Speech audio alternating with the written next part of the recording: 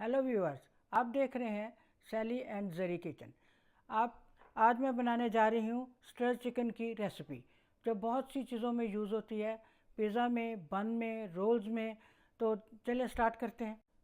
ये देखें, पैन मैंने प्री हीट किया हुआ है। 1 टेबलस्पून मैंने इसमें ऑयल डाल दिया। साथ ही हम लहसुन अदरक का पेस्ट डाल देते हैं, जो हाफ टी स्पून है।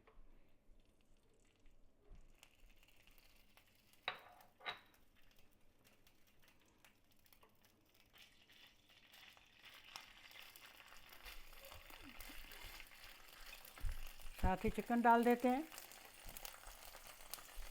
जो तकरीबन 1 पाउंड के करीब है, जिसके मैंने छोटे छोटे पीस कर लिए हैं।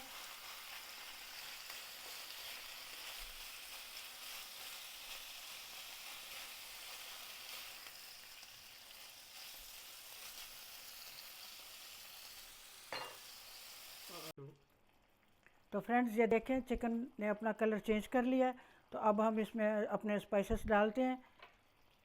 ये हाफ टी स्पून से भी कम नमक है।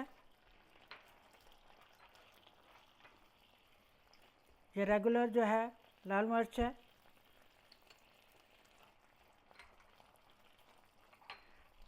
ये कुटी हुई हाफ टी स्पून मिर्च है।